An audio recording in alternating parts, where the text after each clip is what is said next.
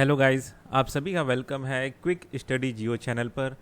आज के इस वीडियो में जो टॉपिक मैं कवर करने जा रहा हूँ वो है गवर्नमेंटलिटी एंड स्टेबल बर्निंग। ठीक है, तो ये क्या चीज़ है गवर्नमेंटलिटी और स्टेबल बर्निंग, ये क्या इसके बीच में कनेक्शन है, तो इसको हम जानेंगे।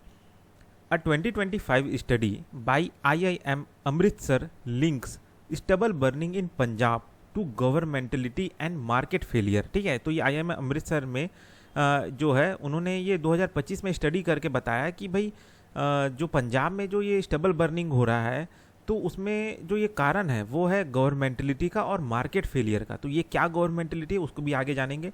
रिसर्चर्स ने ये हाईलाइट किया कि how state policies like MSP inadvertently promote unsustainable farming practice. मतलब ये कहा जा रहा है कि सरकार की जो पॉलिसीज बने हैं जैसे कि MSP या फिर और कोई सारी चीज़ें जो कि कहीं ना कहीं ये जो अनसस्टेनेबल फार्मिंग प्रैक्टिस चला है, ये जो स्टेबल बर्निंग है, ये जो है ये कारण है। ठीक है, मतलब सरकार की पॉलिसीज जो है वो उसके वजह से ये स्टेबल बर्निंग जो है वो बढ़ा है, ये कहना है इस IIM अमृतसर का। ठीक है, तो अब जानते हैं ये क्या है गवर्नमेंटलिटी, उसको समझते हैं। तो ये जो टर्म है, कॉन्सेप्ट है, ये कॉन्सेप्ट लाया था माइकल फोकल्ट ने। ठीक है, इस कॉन्सेप्ट को लाया था गवर्नमेंटलिटी। गवर्नमेंटलिटी का मतलब होता है कि how state influence citizens self regulation rather than using direct coercion. ठीक है, ये कोइर्सियन नहीं है, कोहुसन बोलते हैं। ठीक है, कोहुसन का मतलब है दबाव। मतलब ये कहा जा रहा है गवर्नमेंटलिटी का मतलब ये होता है कि जो सरकार है वो नागरिकों को कैसे इन्फ्लुएंस कर रहा है और फिर नागरिक जो है अपने आप को सेल्फ रेगुलेट कर रहे हैं। ठीक है, उनमें कोई दबाव नहीं बनाया जा रहा है, डायरेक्ट दबाव नहीं बनाया जा रहा है। ठीक है, तो इस तरह का जो काम होता है जिससे जो नागरिक है उनको सेल्फ रेगुलेट किया जाता है बिना दबाव दिए, बिना कोई क्या बोलते हैं एकदम स्ट्रिक्ट रूल लाए। ठीक है, कुछ पॉलिसीज़ के जरिए उनको आप सेल्फ रेगुलेट कर दिए लेकिन डायरेक्ट कोहिजन नहीं किया। ठीक है, दबाव नहीं बनाया। तो ये जो चीज़ है इसको बोलते हैं हम गवर्नमेंटलिटी। ठीक है, गवर्नमेंटलिटी का मतलब होता है हाउ स्टेट इन्फ्लुएंस, कैसे जो सरकारें हैं वो नागरिकों को प्रभावित कर रहे हैं सेल्फ रेगुलेट करने के लिए, ना कि रेदर देन डायरेक्ट कोहिजन। ठीक है, अब गवर्नमेंटलिटीज़ जो है एग्रीकल्चर में उसके भी कई सारे टाइप्स होते हैं। ठीक है, अब इन सब टाइप्स को समझोगे तो आप ऑटोमेटिकली आपको आराम से समझ में आ जाएगा कि क्या होता है गवर्नमेंटलिटी। तो पहला जो गवर्नमेंटलिटी होता है वो है न्यू लिबरल गवर्नमेंटलिटी। तो ये क्या होता है, मार्केट ड्रिवन पॉलिसीज, एग्जाम्पल के लिए जैसे MSP shape farmer behaviour without direct enforcement. ठीक है, जैसे कि मतलब ये आला। ठीक है, अब ये न्यू लिबरल गवर्नमेंटलिटी क्या है कि सरकार जो है पॉलिसी बना दिया कि भाई जो धान उगाएगा, चावल उगाएगा, गेहूं उगाएगा, उसमें हम इतना इतना MSP देंगे और बाकी जो अनाज है, दूसरे जो अनाज है उसमें MSP नहीं दिया है। ठीक है, या फिर बहुत कम MSP दिया है। तो सरकार यहाँ पे ये जो पॉलिसी लाया, इसके वजह से क्या हो रहा है कि सरकार किसी किसान पे कोई चीज़ थोप नहीं रहा है कि आप यही उगाओ, है ना। उसने तो बस बना दिया कि इस धान पे या इस क्रॉप पे आपको इतना कीमत मिलेगा, हाई MSP मिलेगा, और ये वाले जो क्रॉप है उसमें MSP आपको कम मिलेगा। तो अब किसान जो है कहीं ना कहीं ऑटोमेटिक अपना जो बिहेवियर है अपने आप को सेल्फ रेगुलेट कर लिया। यहाँ पे मैंने बताया ना, सेल्फ रेगुलेशन कर दिया। ठीक है, सरकार के इन्फ्लुएंस से, सरकार के पॉलिसी से जो सिटीजन है वो अपने आप को सेल्फ रेगुलेट कर लिया। जबकि यहाँ पे कोई डायरेक्ट कोहुसन चल रहा है, कोई दबाव बना रहा है कि भाई आप चावल ही उगाओ या गेहूं ही उगाओ, नहीं, वो कुछ नहीं कर रहा है। वो बस बोल रहा है कि इस क्रॉप में कीमत ज़्यादा है, इस क्रॉप में कीमत कम है। ठीक है, अब किसान जो है अपने आप ही अपना बिहेवियर चेंज कर ले कि नहीं, हमको राइस और वीट में ज़्यादा पैसा मिलता है, उसमें MSP इंसेंटिवाइज है, तो जो है कहीं ना कहीं राइस और वीट जो है वो ज़्यादा हो रहा है। तो एक तरह से क्या हो गया, पंजाब में या बाकी जगहों में राइस और वीट का मोनोकल्चर हो गया। ठीक है, क्यों? क्योंकि MSP मिल रहा है। अब इससे क्या हो रहा है, डिस्करेज हो रहा है क्रॉप डाइवर्सिफिकेशन। तो ये एक गवर्नमेंटलिटी है। तो यही मैं कह रहा था गवर्नमेंटलिटी का मतलब क्या होता है। ठीक है, तो ये न्यू लिबरल गवर्नमेंटलिटी कहलाता है। फिर है आपका डिसिप्लिनरी गवर्नमेंटलिटी। ठीक है, ये जो चीज़ है ना, ये टाइप्स, इसको आप याद रख लेना, आप मेंस एग्जाम में आप इसको लिख सकते हैं कहीं पे। ठीक है, ये क्या क्या होता है, तो थोड़ा और अच्छा प्रभाव पड़ेगा चेक जो करेंगे आपको कॉपी उस पर। ठीक है, डिसिप्लिनरी गवर्नमेंटलिटी क्या होता है, penalties, fines for stubble burning, force compliance without offering alternatives. ठीक है, अब ये वाला जो गवर्नमेंटलिटी ये कब आता है, डिसिप्लिनरी गवर्नमेंटलिटी कब बोलते हैं, जब सरकार पेनल्टी लगा रही है। ठीक है, कि भाई आप अगर आप पराली जलाओगे ना तो आप पे फाइन लगेगा। ठीक है, लेकिन कोई अल्टरनेटिव ऑफर नहीं कर रहे हैं कि भाई चलो अगर आप ये जो जैसे कि एग्जांपल के लिए ये जो स्टबल आप बर्न कर रहे हो, तो अगर आप इसको बर्न ना करके अगर आप इसको कहीं पे जमा करोगे, कहीं पे आप ला के उसको दोगे, है ना, तो हम आपको क्या बोलते हैं पैसा देंगे, या फिर जो अफोर्डेबल स्टेबल क्या बोलते हैं मैनेजमेंट सॉल्यूशन अगर सरकार दे, तो फिर जो किसान है वो जलाएंगे ही क्यों? तो आप कोई अल्टरनेटिव तो दे नहीं रहे हो। हाँ, उल्टा अगर हम आग लगा दी तो पेनल्टी जरूर लगा रहे हो। तो ये जो है आपका डिसिप्लिनरी गवर्नमेंटलिटी है, ठीक है, कि भाई आप कुछ ऑफर तो कर नहीं रहे हो लेकिन पेनल्टी लगाने का काम कर रहे हो, ठीक है। तो ये एक हो गया। तीसरा है आपका pastoral governmentality, state position itself as a protector but prioritise urban industrial interest over farmers, ठीक है। सरकार जो है कहीं ना कहीं अपने आप को प्रोटेक्टर बता रही कि हम आपका सुरक्षा करेंगे, लेकिन कहीं ना कहीं जो किसान है वो आपके लिए उनके लिए कोई प्राथमिकता नहीं है। वो प्राथमिकता दे रहे हैं जो शहरों में जो इंडस्ट्रियल इंटरेस्ट है उनको प्राथमिकता दे रहे हैं, ठीक है। किसानों के कंपेयर में जो शहरों में जो इंडस्ट्रियल इंटरेस्ट है उनको ज़्यादा क्या बोलते हैं अहमियत दे रहे हैं। एग्जाम्पल के लिए crack down on farm fires while ignoring industrial pollution in Delhi, कि भाई आपने ये बोल दिया कि भाई जो क्या बोलते हैं दिल्ली में अगर पॉल्यूशन बढ़ रहा है तो उसके पीछे जो है वो किसानों का हाथ है, क्योंकि किसान जो है पराली जला रहे हैं, ठीक है। तो आपने उन पे फाइन लगाना चालू कर दिया, लेकिन जो दिल्ली में खुद जो इंडस्ट्रियल पॉल्यूशन हो रहा है उसको तो आप देख ही नहीं रहे, उसको तो आप इग्नोर कर दिए, ठीक है। तो ये आपका एक तरह से पेस्टोरल गवर्नमेंटलिटी हो गया, है ना।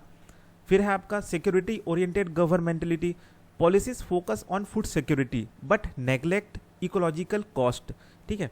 मतलब सरकार जो है फूड सिक्योरिटी पे फोकस कर रही है कि मैं एमएसपी दे रही है राइस और वीट पे, मगर वो जो किस पर्यावरण का नुकसान करने पे ये जो जा रहा है एमएसपी मिल रहा है उसको नेग्लेक्ट कर दे रही है, ठीक है। भाई आपने एमएसपी बोल के वीट और राइस का उत्पादन तो बढ़ा दिया है ना, अब आप फूड सिक्योरिटी पे फोकस तो कर दिए पॉलिसी बना के, लेकिन आपने जो पर्यावरण है उसका सत्यानाश कर दिया कि भाई आप नदी हो गया खराब, जमीन हो गया खराब, ठीक है। जो धान वान उग रहा है, चावल गेहूँ उग रहा है उसमें इतना फर्टिलाइजर है कि वो भी आप खाने लायक नहीं है, ठीक है, उससे लोगों को कैंसर हो रहा है। तो ये हो गया आपका सिक्योरिटी ओरिएंटेड गवर्नमेंटलिटी। एग्जाम्पल के लिए Punjab 35 million tons of paddy residue burned annually due to lack of alternatives, ठीक है। तो ये एक एग्जांपल आप लिख सकते हैं।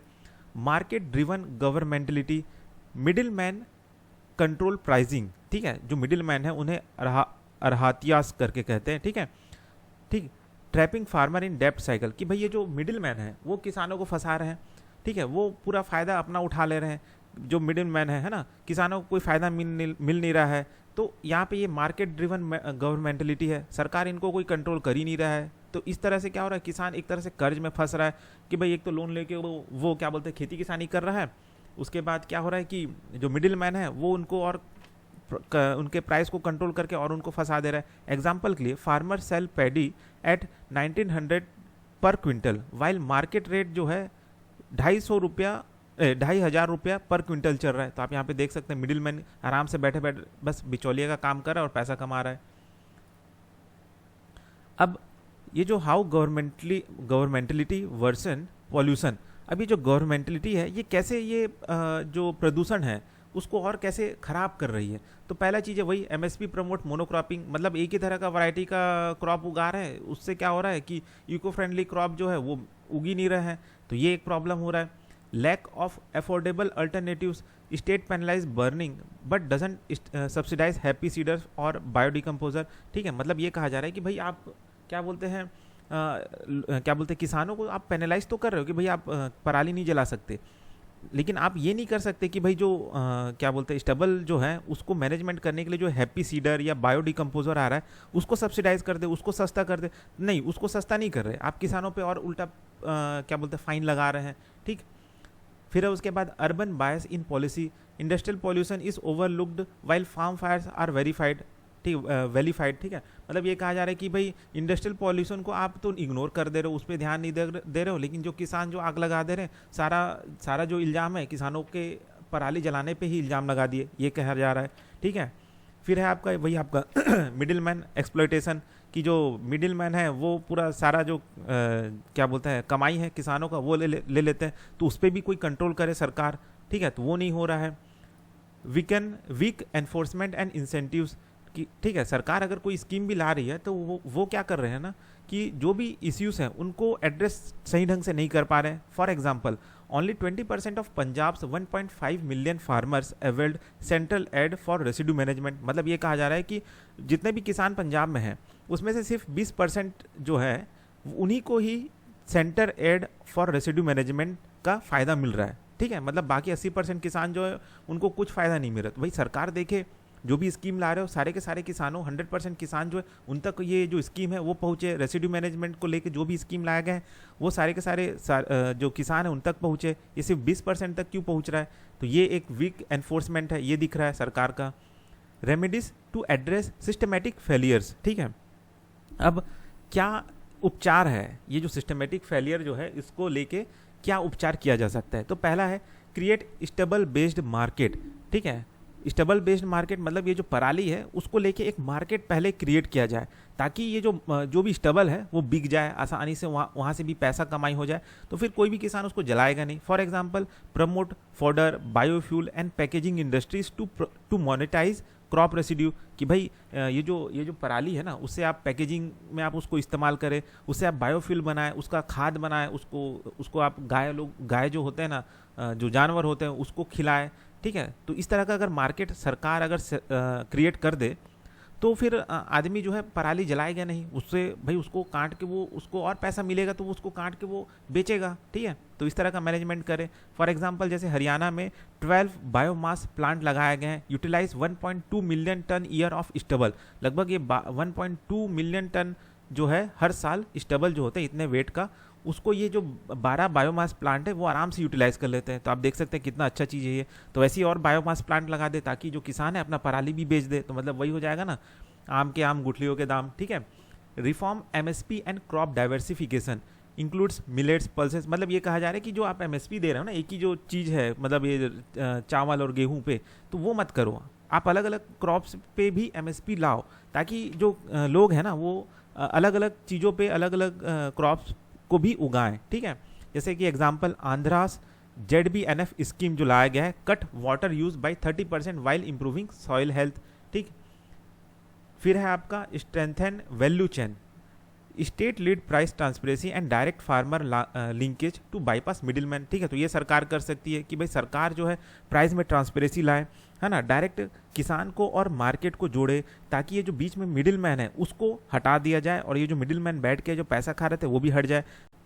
फिर है आपका सब्सिडाइज सस्टेनेबल टेक। मतलब ये कहा जा रहा है कि लोगों तक ये जो हैप्पी सीडर है, बायोडिकम्पोजर है, बेलर्स है, ये सारा कॉपरेटिव्स के जरिए लोगों तक फैलाया जाए, उसमें सब्सिडी दिया जाए। ठीक है, एग्जांपल के लिए 50% जो Punjab 50% subsidy on machinery reached only 25,000 farmers in 2023। ठीक है, मतलब ये जो मशीन है उनमें 50% सब्सिडी दे के सरकार ने लगभग 25,000 किसानों तक इन मशीनरीज को पहुंचाया है 2023 में। फिर है आपका क्या कर सकते हैं, बिहेवियरल चेंज कैंपेन ला सकते हैं, partner with religious NGO group to reduce aspirational डेप्थ ड्रिवन फार्मिंग। मतलब ये कहा जा रहा है कि सरकार जो है रिलीजियस ग्रुप, एनजीओ ग्रुप्स, उनके साथ पार्टनर करे ताकि वो किसानों को ये जो उधार ले, मतलब लोन ले लेके जो किसानी कर रहे हैं वो उससे दूर हटा सके। ठीक है, उनको समझा सके। ठीक है, तो उसके लिए रिलीजियस ग्रुप, एनजीओ ग्रुप का मदद ले रहे हैं कि किसानों को ये बताया जा सके, उनको समझाया जा सके कि भाई आप जीरो बजट फार्मिंग कर सकते हैं, आपको कोई लोन लेने का ज़रूरत ही नहीं है, आपको कोई ज़्यादा खाद का, कोई बड़ा लोन का, बड़ा मशीन का ज़रूरत नहीं है।